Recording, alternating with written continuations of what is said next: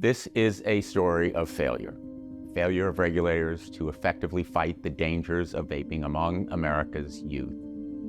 Failure to prevent predatory actors from capitalizing on regulatory loopholes. Failure by the federal agency charged with safeguarding public health and protecting Americans from harm to fulfill its mandate. Failure to preserve decades of progress in combating youth use of tobacco products. The decline in cigarette smoking rates among young people, one of the great American public health successes, now may be overshadowed by a new nicotine addiction epidemic spawned by these failures. As a result, youth use of e-cigarettes remains nearly 3 times higher than a decade ago, and a new generation is addicted to nicotine. Over the past 4 years, the Permanent Subcommittee on Investigation has looked into the rise of Juul and Puff Bar and the role of federal regulation in the youth vaping epidemic. Among our questions, where was the FDA? How did Juul hook our kids? What sparked the rise of disposable vapes? And how can we avoid repeating the mistakes of the past? Flashback to 2015, youth cigarette usage is in major decline, but Juul has exploded onto the market, using its, quote, vaporized, end quote, ad campaign and social media to push and promote its products as colorful, approachable, dynamic, and fun. Their e-cigarette design looked less like a smoking device and more like a piece of new, slick tech. A toy with colors and flavors like fruit medley, creme brulee, and mango that drew young users in by the droves. And these pods pack a punch. In fact, one pod equals a pack of cigarettes worth of nicotine. Sweet tasting, potent, easy to hide. There's no mystery how these products addicted a new generation of kids. Juul was hardly unaware of this problem. The company knew it was appealing to children and recognized flavors were a major driving force. A Juul consultant reportedly equated any move to stop selling non-traditional flavors with Juul ending all product sales. It also took a page from Big Tobacco's playbook.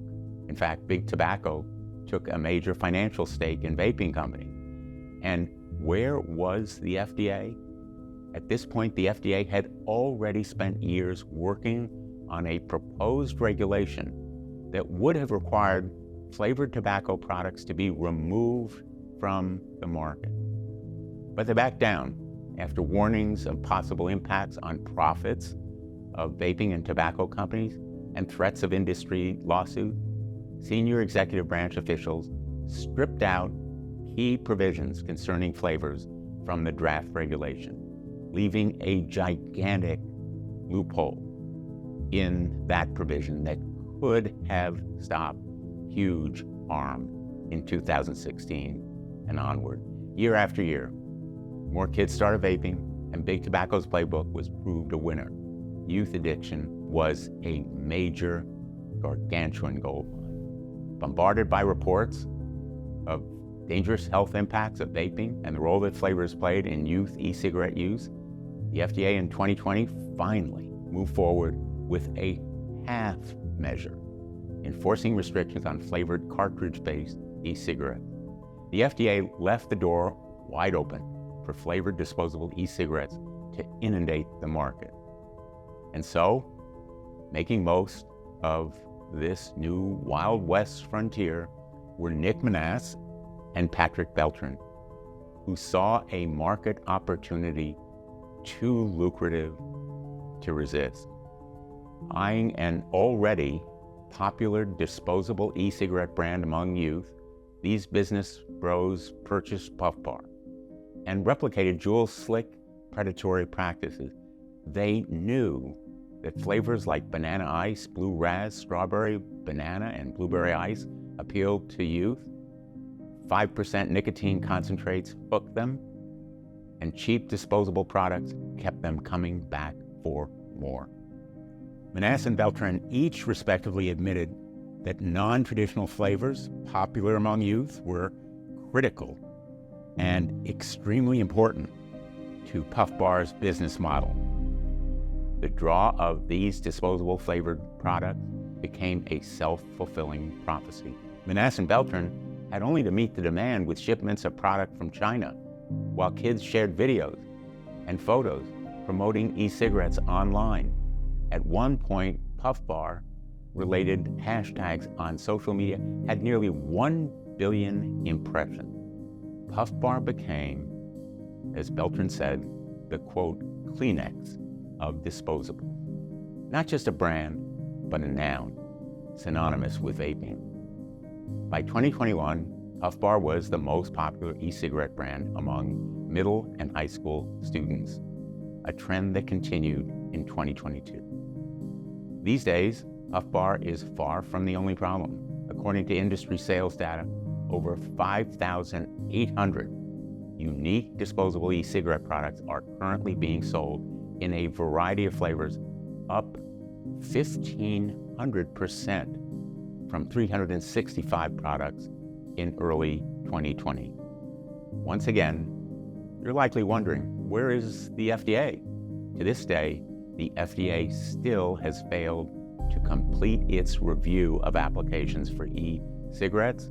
With the largest market share, it has failed until recently to do anything meaningful to increase enforcement efforts against e-cigarette companies and retailers. Think about it. We know more about what's in a bag of potato chips than what's in a vape. The results of my subcommittee's investigation are clear. The FDA must immediately complete its review of e-cigarette product applications and utilize the full weight of its enforcement power in partnership with other federal agencies. Congress must also support and fund research into youth nicotine addiction and raise public awareness to educate youth about the health risks of e-cigarettes and other tobacco products. Absent federal action, an expanding and rotating cast of opportunistic e-cigarette companies will continue to create new generations of young nicotine addicts. As the saying goes, where there's smoke, there's fire. We face a 5-alarm fire, and our response has been woefully inadequate. We must not allow another regulatory failure to put health and safety of our youth at risk.